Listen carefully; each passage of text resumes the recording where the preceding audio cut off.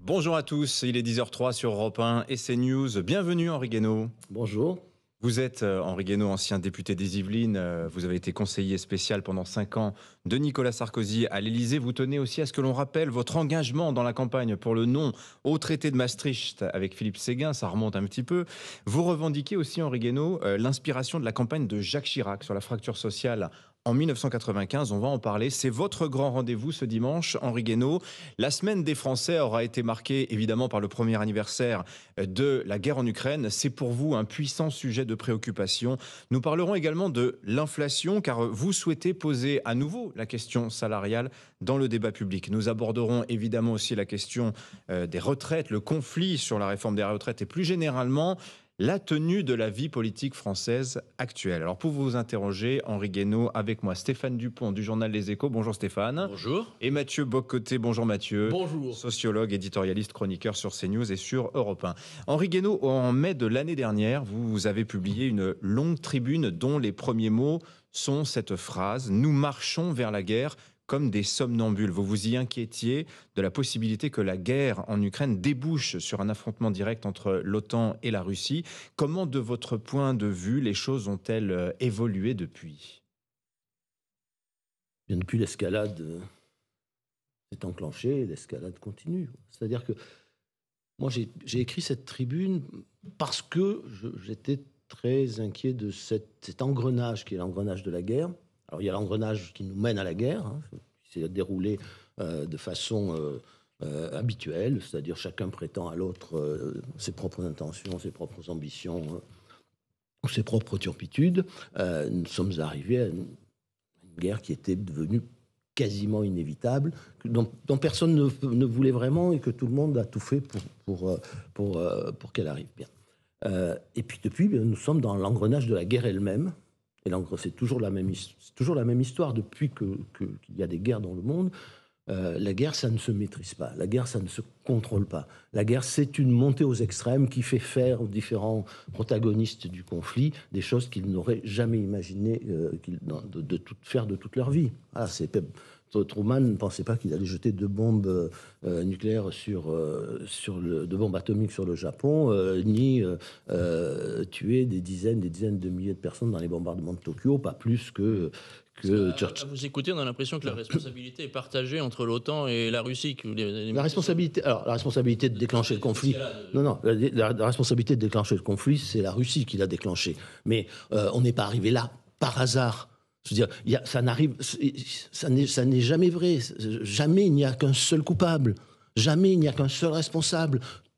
Tous les protagonistes sont responsables. On n'est pas arrivé à la guerre de 14 simplement par la faute des Allemands. On est arrivé à la guerre de 14 parce qu'on avait tous mis en place, tous les Européens, une machine infernale qui a conduit à ce conflit. La guerre de 40, c'est pas seulement Hitler. La guerre de 40, il faut remonter beaucoup plus loin pour en voir les origines. Il faut remonter à la guerre elle-même. Il faut remonter aux traités qui l'ont suivi. Il faut remonter à ce qu'on a fait subir à la société allemande, qui a fait que la société allemande a appelé le nazisme et appelé Hitler. Et puis ensuite, pendant 5 ans, jusqu'en 1938, on n'a rien fait. Voilà. Donc tout le monde a sa part de responsabilité et c'est très important de s'en rappeler parce que j'entends souvent dire mais ça c'est de l'histoire, c'est pas important. Ce qui compte maintenant c'est le présent et c'est le présent, même pas l'avenir. Mais si c'est important. C'est important pourquoi ? C'est important au moins pour que nous comprenions nous aussi que nous ne sommes pas le camp du bien. Et ça c'est très important parce que si on pense que nous sommes le camp du bien, nous pouvons tout nous permettre. Le bien peut tout se permettre. Et si l'autre en face passe la même chose, vous imaginez où nous allons. Nous poserons bientôt la question de la diplomatie, à tout le moins l'horizon possible de la paix s'il y en a un, mais dans l'explication des causes de la guerre.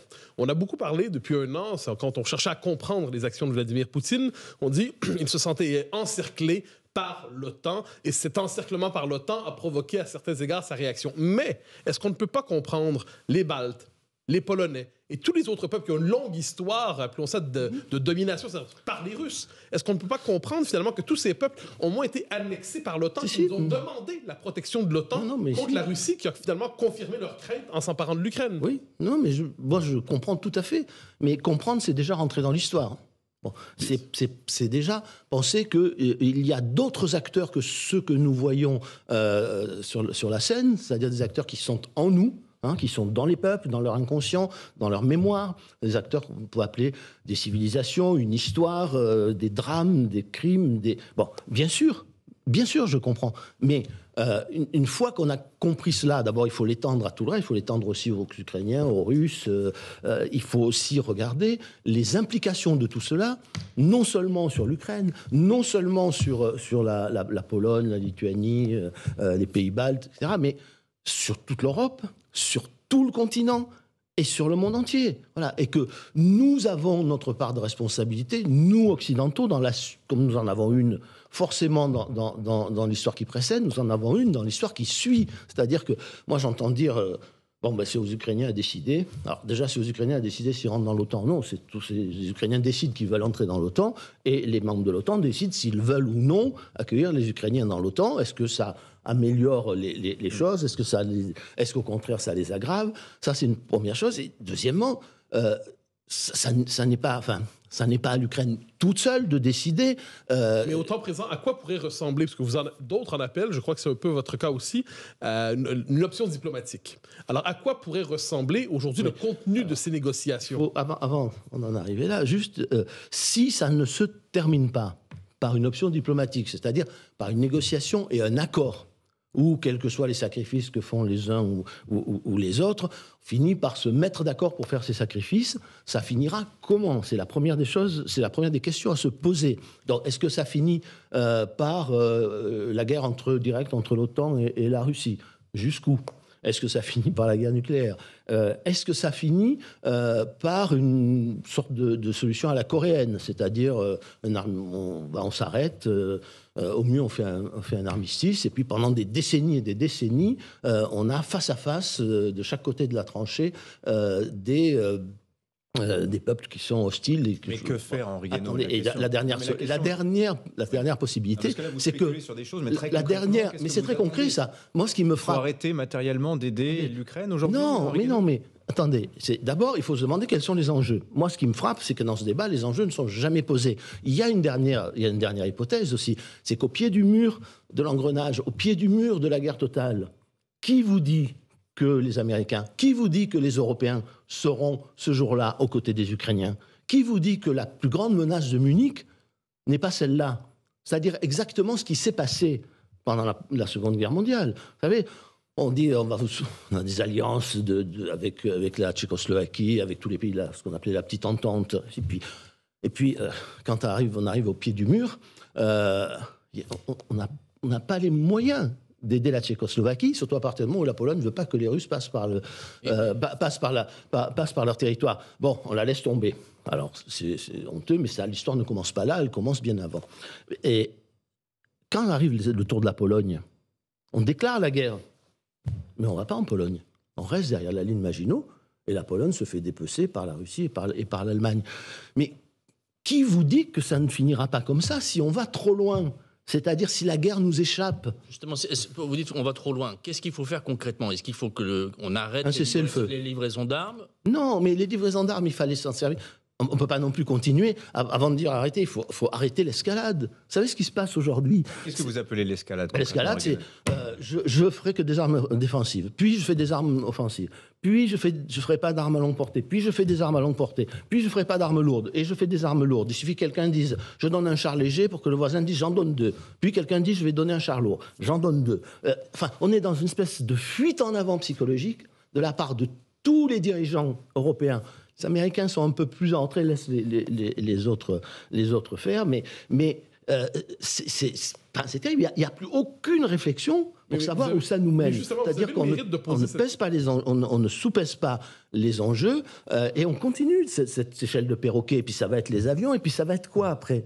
Mais Henri Guénaud, vous avez justement le mérite de poser la question de la possibilité du pire, ce que d'autres refusent de faire en disant il faut aller jusqu'au bout. Bon, vous posez la question de la possibilité du pire. Non, c'est pas la possibilité du pire. C'est que si on ne sort pas par la diplomatie, de toute façon, que ce soit la victoire de la Russie, je ne sais pas ce que ça veut dire, ou la défaite de la Russie, je ne sais pas ce que ça veut dire exactement non plus, de toute façon, c'est une catastrophe. Alors, est-ce que vous avez une idée, cela dit, de ce que pourrait vouloir dire une paix de compromis? Par exemple, est-ce que l'Ukraine devrait, selon vous, envisager de céder les territoires de l'Est? Est-ce que c'est une option? Donc des concessions. Toutes les options sont sur la table. Toutes les options sont sur la table. La première condition, c'est que on ne s'engage plus à faire entrer l'Ukraine dans l'OTAN et même dans l'Union européenne. Voilà, ça n'a rien à voir avec les territoires, mais ça a beaucoup à voir avec la façon dont la Russie, qu'on le veuille ou non, perçoit la menace d'un OTAN à ses frontières. Alors on peut toujours dire l'OTAN ne menace personne, etc. Mais peut-être, en tout cas, vous êtes obligé aussi de tenir compte de la façon dont pense l'autre. L'autre que vous ne pouvez pas détruire, que vous ne pouvez pas anéantir. Voilà. Et si vous l'anéantissiez, vous anéantiriez aussi. Donc, il faut réfléchir à ce que pense l'autre. Bon.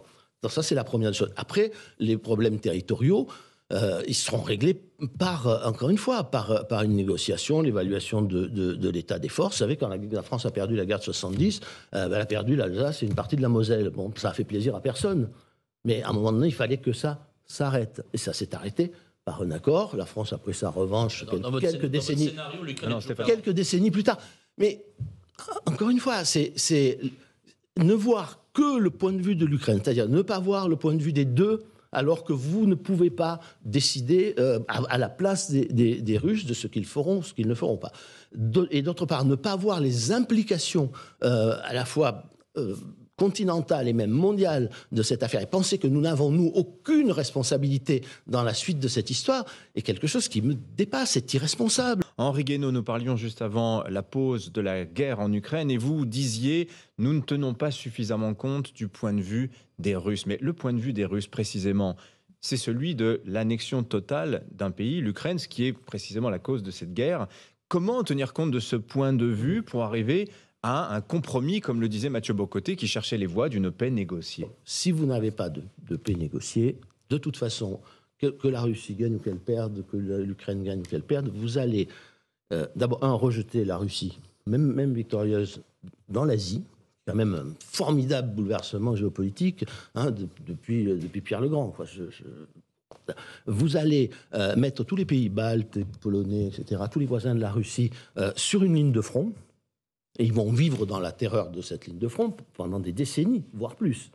Bon. Donc, de toute manière, c'est une mauvaise solution que de ne pas choisir une sortie diplomatique. Une mauvaise solution pour tout le monde.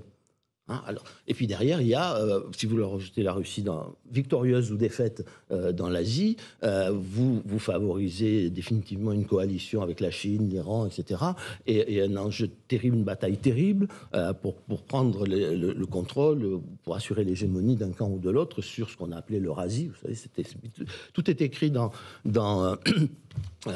les livres des spécialistes de géopolitique américains, Dombrzezinski. Bon, derrière, il y a tout ça aussi. Donc derrière, il y a à la fois la mentalité des peuples et il y a à la fois les enjeux géostratégiques ou la représentation géostratégique du monde depuis très longtemps. Bon, si vous ne voulez pas tenir compte de ça, si vous ne voulez pas comprendre la rationalité ou l'irrationalité de chacun des acteurs en place, vous ne pouvez pas trouver un chemin. Comprendre ne veut pas dire... Comprendre comment il fonctionne ne veut pas dire absoudre, ne veut pas dire excuser. Mais si vous dites, de toute façon, il n'y a rien à comprendre, de toute façon, on va tous les juger, de toute façon, on va les pendre... C'est comme ça que vous jugez aujourd'hui les diplomaties écoutez les discours. C'est une fuite en avant. On ne veut même pas évoquer ce qui pourrait se passer après. On ne veut pas... On dit, la défaite, on va aller jusqu'à la victoire c'est quoi la victoire de l'Ukraine? C'est jusqu'où? La défaite de la Russie? C'est jusqu'où? C'est quoi? Ça veut dire quoi? Il y avait une très bonne tribune d'Habermas, le philosophe allemand, dans Le Monde il y a quelques jours, qui disait mais ça veut tout dire et n'importe quoi.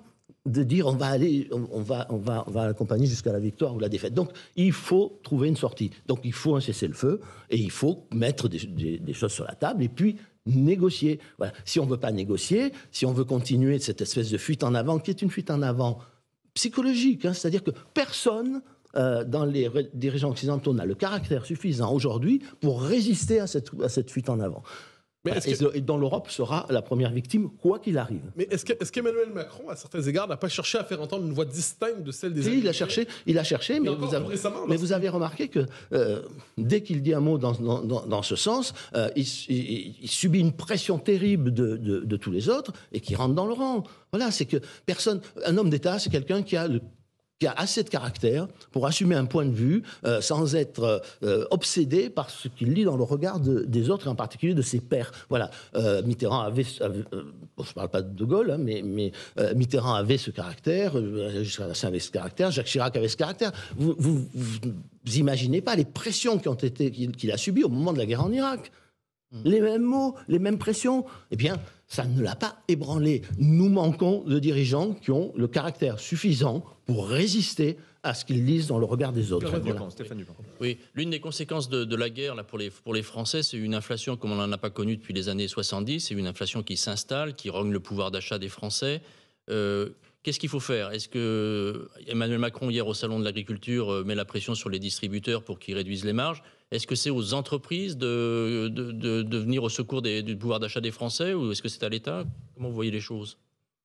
Alors d'abord, il y a deux facteurs. Il y a eu la façon dont on a géré la pandémie, puisque l'inflation, elle commence à la sortie de la pandémie, et la guerre en Ukraine a rajouté là-dessus un facteur aggravant. Bon. Au fond, d'abord, il faut savoir d'où vient cette inflation. L'inflation, elle est toujours liée à un déséquilibre entre l'offre et la demande. Alors, il y a ceux qui pensent que c'est parce qu'il y a trop de demandes, trop de monnaie en circulation, d'autres qui pensent que c'est parce qu'il n'y a pas assez d'offres.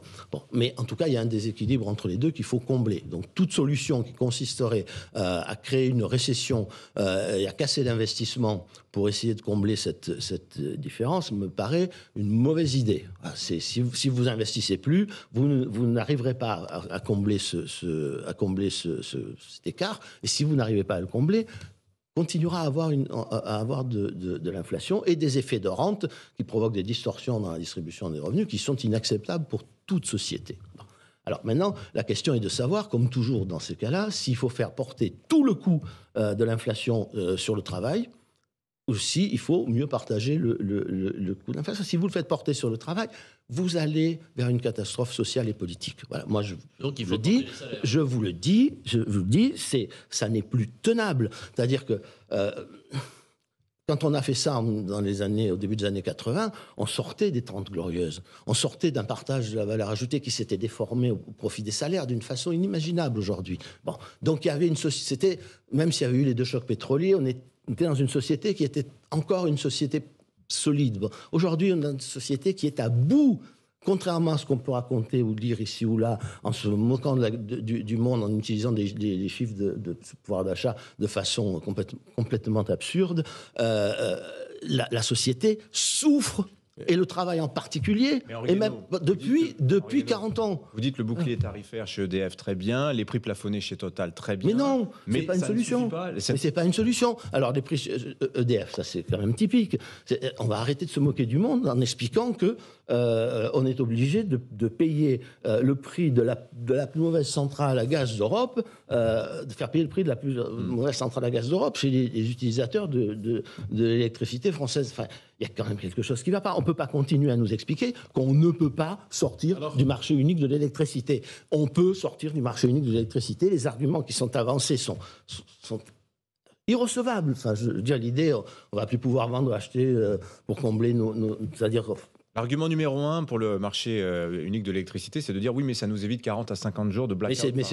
Mais on se moque du monde. C'est l'argument régulièrement. Oui, mais c'est un argument absurde. Ça n'a rien à voir. Le fonctionnement du marché unique de l'électricité avec ces règles qui nous ont entraînés après sur la loi NOM, sur le fait qu'il fallait payer qu'il fallait subventionner les concurrents d'EDF, etc. Ça n'a rien à voir avec les interconnexions. Qu'est-ce qui nous empêche d'acheter de vendre le surplus de l'électricité ou d'acheter notre déficit d'électricité à certains moments sur le marché. Mais vous comprenez que c'est pas la même chose de payer 10% de sa consommation au prix du marché de gros, ou de l'inclure ces 10% dans le prix de revient.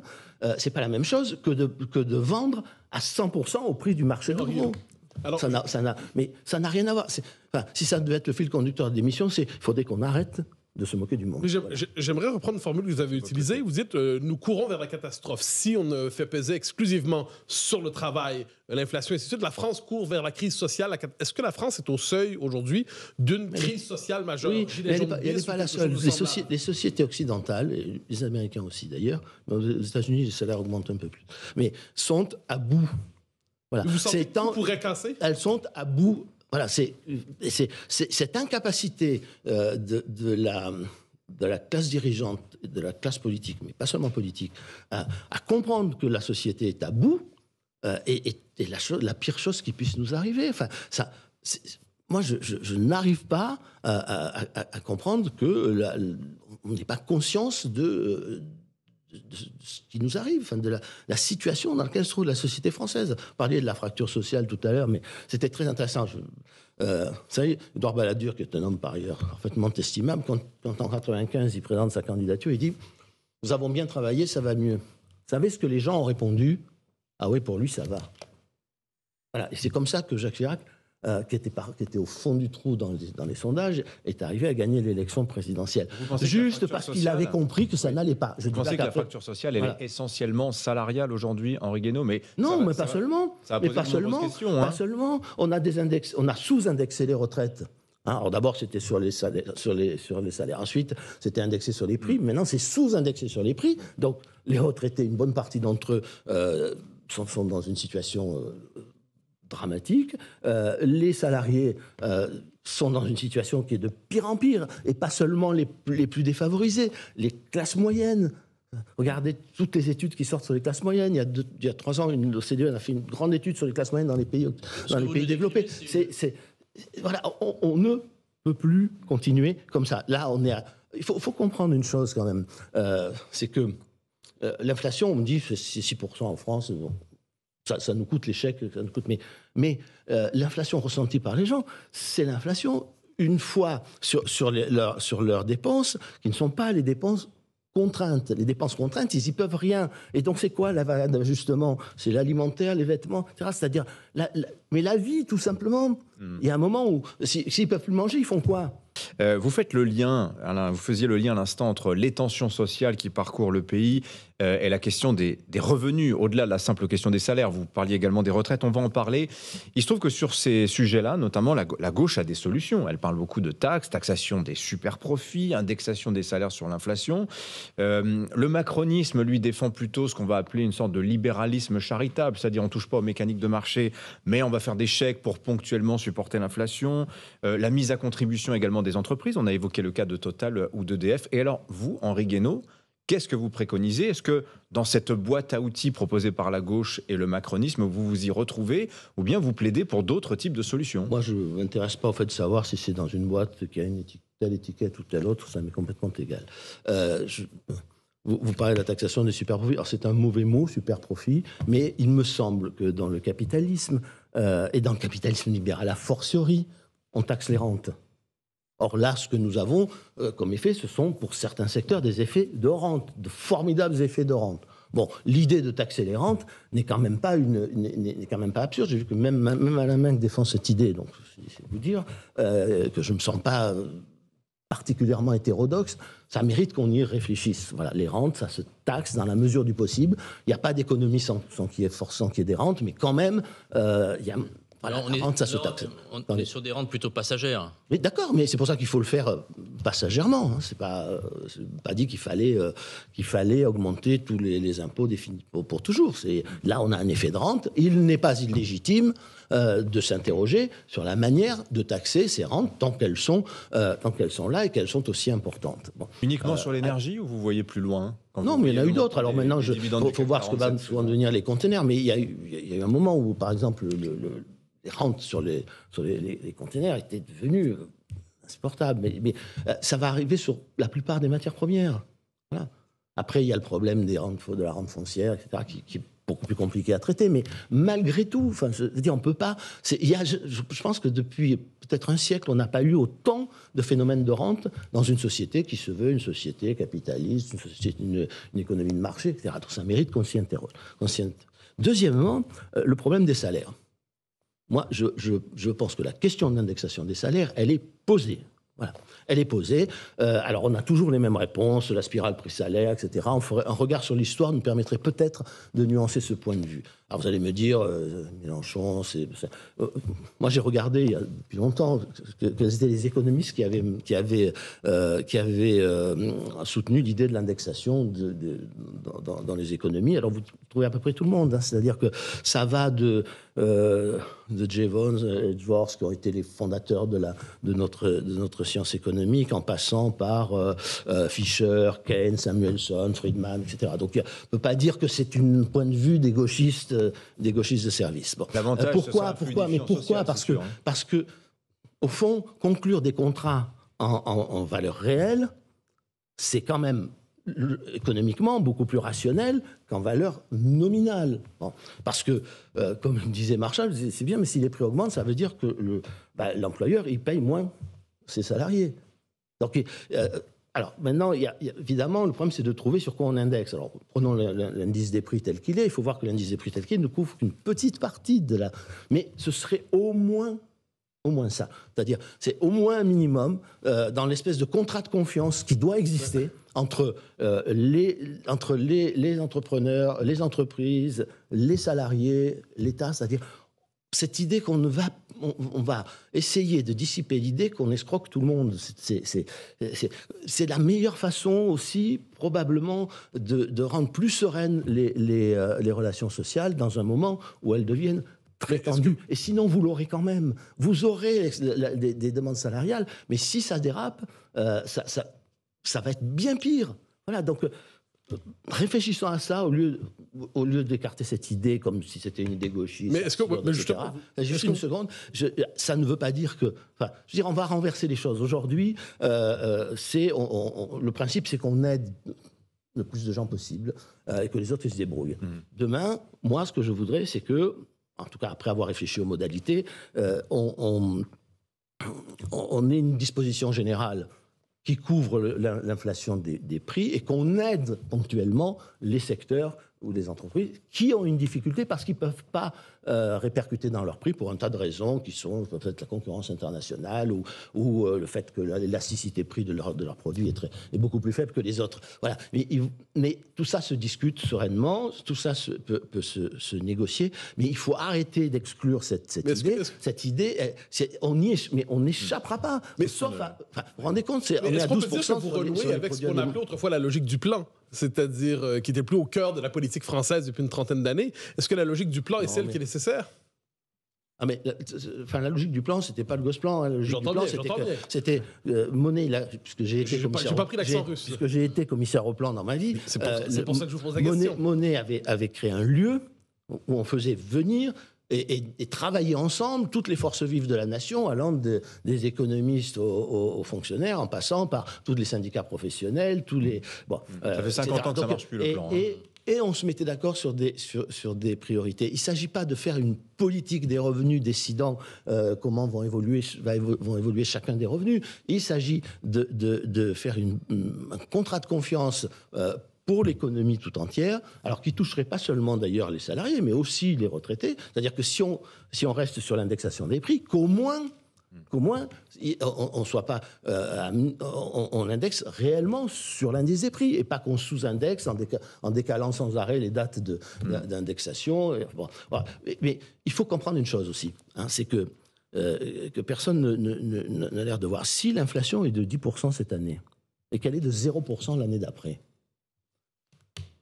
les 10%, ils sont perdus pour toujours. C'est 10% de pouvoir d'achat en moins. Oui, ça signifie pas que les prix auront baissé. Ils se maintiennent. Mais les prix, vous savez, les prix baissent. Les prix, ils ont baissé. Moi, j'ai regardé sur un peu plus sur une longue période. Les prix, ils ont baissé dans les grandes récessions, hein, c'est-à-dire des périodes de déflation, début des années 20, après la Première Guerre mondiale, dans les années 30, en gros, en 31 et 35. Voilà. Et puis, à part ça, ils ont baissé, à part ces périodes particulières de déflation terribles, ils ont baissé, je crois, une fois, je crois que c'est en 53, sur un siècle. Voilà. Donc, les prix, ils baissent rarement. Certains produits baissent, mais au bout du compte, si on regarde l'indice des prix, il baisse pratiquement jamais. Alors, Et donc, Guénaud, il faudrait que l'indice des prix baisse pour rattraper les pertes de pouvoir d'achat. Mais c'est pratiquement jamais le cas. Donc, il n'y a pas tellement de risque de... On pourrait parler de la déflation, mais ça nous emmènerait très très loin. Il faut qu'on avance un petit peu, l'horloge tourne. Il faut qu'on parle des retraites. Henri Guénaud, je sais que c'est un sujet aussi qui vous tient à cœur. Alors, je vais vous citer, au mois de juin l'année dernière, vous parliez à l'époque... Juste quand même une chose, on ne peut pas dire qu'on valorise le travail et puis faire payer toutes les crises au travail. Voilà. Vous avez bien raison. D'ailleurs.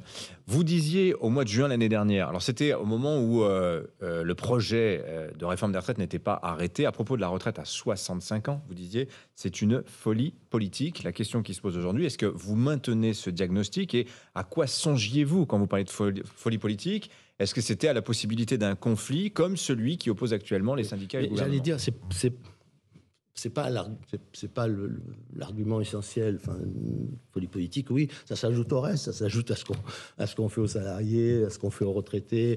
C'est la goutte d'eau qui fait déborder le vase.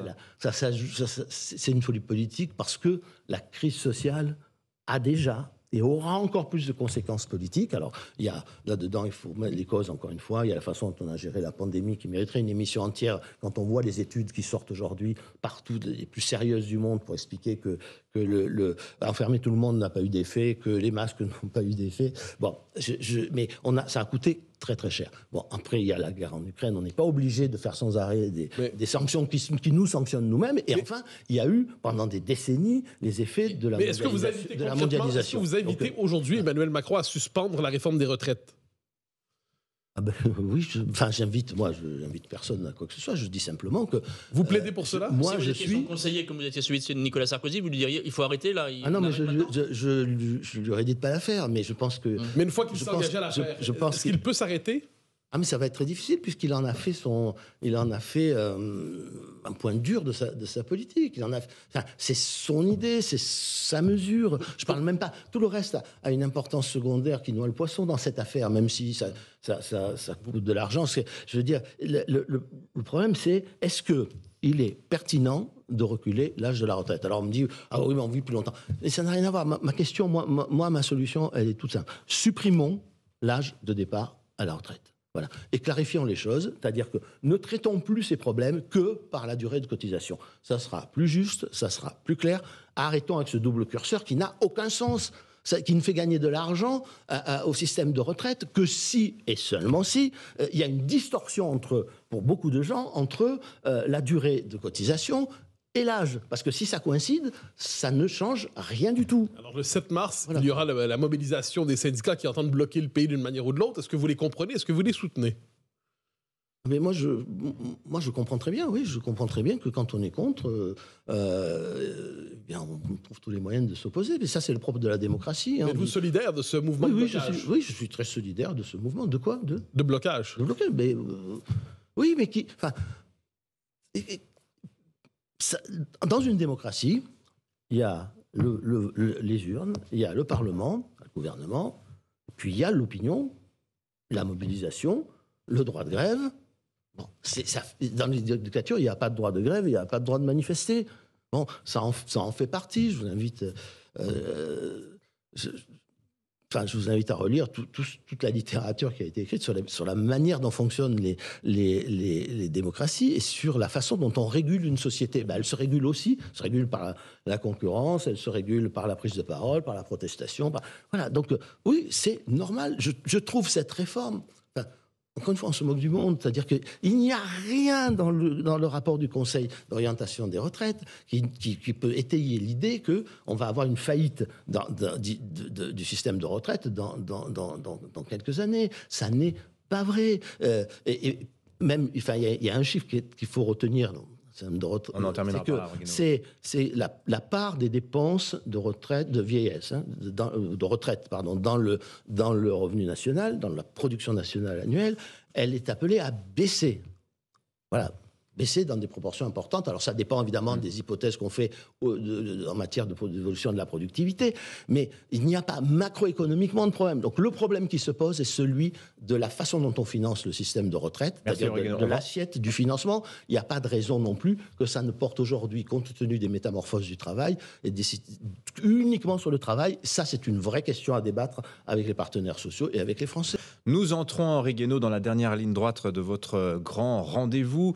Juste avant la pause, nous parlions de votre position concernant la réforme des retraites, votre hostilité à cette réforme. Alors, la question qui se pose à la lumière... Le recul de l'âge, hein, voilà, oui. qui a même le cœur. Oui, c'est-à-dire, voilà, c'est ça, précisément, sur la réforme portée par le gouvernement. Mais comment voyez-vous une issue à ce conflit? Parce qu'on voit pas une guerre de tranchées, mais en tout cas, chacun campant fermement sur ses positions sans afficher aucunement la volonté de céder à l'autre. Comment voyez-vous l'issue de ce conflit social, Henri Guénaud?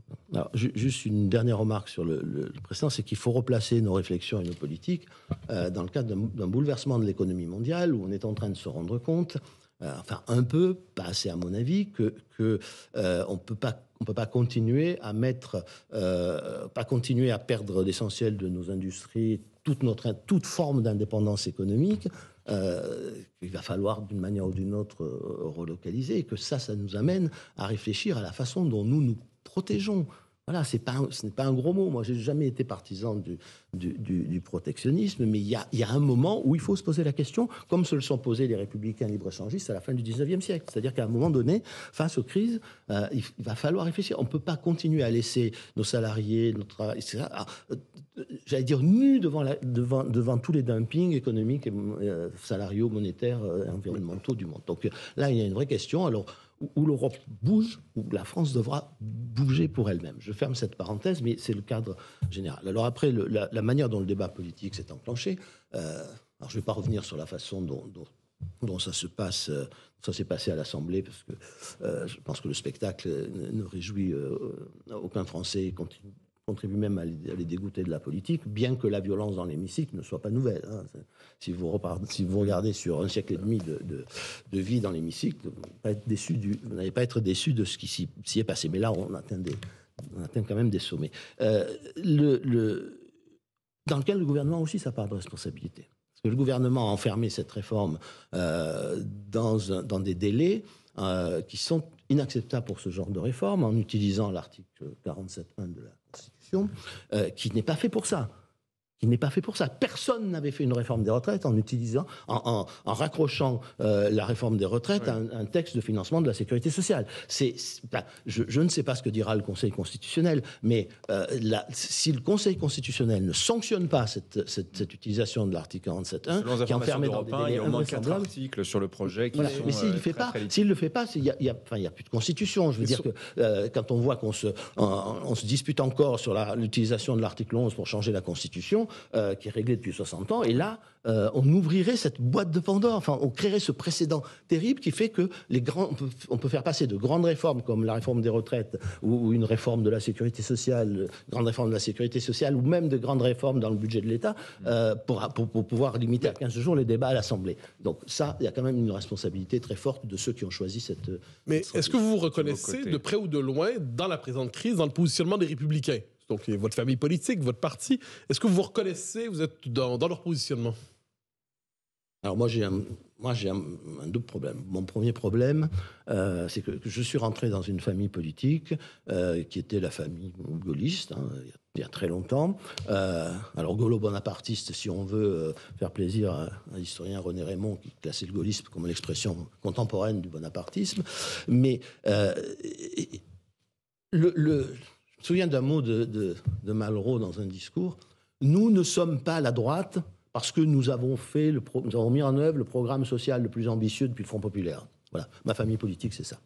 Hein, c'est De Gaulle, la droite, la France, c'est pas la droite, c'est pas la gauche, etc. Donc, à la fois sur la question sociale, où là, je trouve que les Républicains, en tout cas ceux qui se voudraient les héritiers de ce courant gaulo-bonapartiste, et en particulier gaulliste, auraient pu montrer leur souci de la question sociale, parce qu'encore une fois, c'est pas irresponsable. Vous savez ce qui se passe sur cette retraite, c'est que sur l'histoire des retraites, là encore, c'est même pas l'amateurisme. Enfin, je ne sais pas si les gens arrivent à se convaincre de leurs propres mensonges ou s'ils mentent délibérément. Regardez ce qui s'est passé avec le ministre du Travail. Mais si, c'est intéressant parce que c'est une leçon pour tous les autres. Avec le ministre du Travail, c'est quand il répond à un député, je n'ai pas de compte à rendre sur les chiffres, sur mes chiffres. Bon, vous imaginez, hein, dans l'hémicycle. Bon, c'est pas parce qu'il est plus bête que les autres. C'est pas parce qu'il triche, c'est parce qu'il ne le sait pas. Parce qu'il ne sait pas d'où viennent ces chiffres. Parce que la plupart de ceux qui en parlent, dans le gouvernement, comme à l'extérieur, comme dans certaines oppositions, ne savent pas d'où viennent les chiffres, ça ne les intéresse pas, et continuent à utiliser ces chiffres n'importe comment. Voilà. Et là, la vérité nous saute à la figure. C'est pas sérieux. Voilà. Mais en plus... Laissons de côté l'origine des familles politiques, parce que c'est une question à part entière. Sur la question des retraites aujourd'hui, est-ce que vous ne vous sentez pas finalement plus proche, et je laisse de côté l'origine des partis, leur logiciel idéologique de base, est-ce que vous n'êtes pas plus proche aujourd'hui d'une position comme celle du Rassemblement national que de celle de votre famille politique actuelle? Je m'en fiche, c'est une question à laquelle j'ai pas envie de répondre. Je vais vous répondre par une autre... mais elle est importante, j'entends pas. Est-ce que les propositions du RN sont crédibles dans ce moment? On m'a dit la même chose au moment de Maastricht. Vous savez, je me souviens d'une conférence de presse où il y avait tous les auteurs d'un livre collectif qu'avait organisé, c'était rédigé sous la houlette de Madame Garot. Il y avait des Séguin, voilà. Et il y avait Alain Griotret, donc du Figaro Magazine, on oublié, mais qui était un personnage qui venait des Républicains indépendants de Giscard, mais qui était un personnage très anticommuniste, hein, très anticommuniste. Et on lui dit, un journaliste se lève, il dit, ça vous gêne pas d'être dans le même camp que les communistes? Et Alain Griotret, il reprend la parole, il dit, mon jeune ami, moi j'étais dans la résistance, j'étais dans les maquis. Quand on a vu arriver les communistes, on était bien contents de voir arriver. Mais je ne vous demande pas si ça vous gêne. Je ne vous demande pas non, si mais ça ne me gêne pas, mais je trouve que ça n'a... C'est juste tous ceux qui sont contre le recul de l'âge de la retraite, je partage leur avis. Maintenant, moi, je vais plus loin. Je pense qu'il faut supprimer l'âge de la retraite. Voilà, alors, on me dit que ça va coûter des dizaines de milliards, mais c'est intéressant. Ça prouve que, quand même, le système est tellement opaque qu'en fait, on escroque la plupart des gens. Donc, il vaut mieux clarifier tout ça. Henri Guénaud, pour revenir à la position de la droite, vous étiez à l'Élysée pendant la réforme Sarkozy qui a repoussé l'âge de départ de 60 à 62 ans. La droite a toujours défendu le report de l'âge légal. Vous avez changé d'avis ou Non, moi, je n'ai pas changé d'avis. J'ai toujours été contre l'existence même de l'âge de la retraite. Bon, deuxième... Mais je n'étais pas président de la République, ni Premier ministre. Mais je reconnais à Nicolas Sarkozy au moins le mérite d'avoir résisté à la pression de tous ses soi-disant amis qui voulaient 65 ans. 65 ans. Il a dit... Bon, si on fait 62 ans, ce sera déjà pas si mal.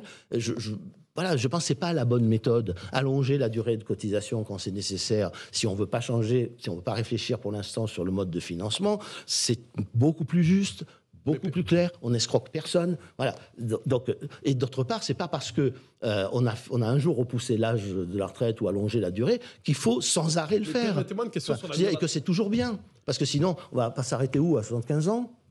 Oui, ce que je veux dire, c'est pas un argument. Permettez une question sur l'avenir de la droite, qui est néanmoins pour l'instant un peu votre famille politique officielle. Quand Bruno Retailleau dit la fonction de la droite n'est pas d'être un peu moins à gauche que la gauche, je sais de le citer de mémoire. Est-ce que vous reconnaissez néanmoins dans une telle proposition? D'abord, il n'y a plus de famille politique. Mais il n'y a plus de famille politique nulle part. Une famille politique, s'inscrit dans un imaginaire politique, dans une histoire politique. Elle soude ensemble des gens qui ne sont pas tous d'accord sur tout. Mais voilà, moi, quand je suis rentré au repère au début, c'était une famille politique. Hein. Voilà, il y avait des Mesmer. Mesmer et Chabon ne s'entendaient pas. Ils faisaient partie de la même famille politique. Même s'ils avaient des divergences sur un certain nombre de sujets. Alors vous êtes un orphelin là, il n'y a plus de famille politique. On a détruit les familles politiques. On n'a plus sur la scène politique française que des appareils, des partis, voilà, mais qui ne sont plus ancrés dans des familles politiques. Alors ça, c'est la première des choses. La deuxième, c'est que ma réponse, elle est très simple. D'abord, c'est qu'avant, une partie de ce qu'on appelle la droite, ou les autres droites, si vous voulez, avait rejoint le gaullisme parce que c'était le centre de gravité de la vie politique qui n'était pas à gauche. Voilà. Très bien. Ils faisaient des efforts, ils faisaient des concessions. Ils avaient des idées qui n'étaient pas toujours les mêmes, mais... ils les gardaient en partie pour eux, parce que la vie, ça se fait avec des concessions. J'observe qu'aujourd'hui, il n'y a plus de concessions. Il n'y a plus que des gens qui disent « nous sommes la droite, la vraie droite », etc. Mais ça, c'est pas le gaullisme. Voilà. Ça, c'est pas le gaullisme et c'est pas ce dont nous avons besoin. Je pense que le centre de gravité de l'imaginaire politique français, des aspirations des Français, il n'est pas là. Il n'est pas dans la vraie droite. Il est dans quelque chose qui ressemble à ce qu'a été le gaullisme, à son mélange à la fois d'ordre et de mouvement, de préoccupations sociales, nationales, d'autorité, etc. Voilà. Il est là en évitant tous les excès auxquels peut amener l'autorité, le pouvoir, etc. Merci beaucoup Henri Guénaud. Merci d'être venu nous voir ce matin sur le plateau du Grand Rendez-vous Europe 1 CNews.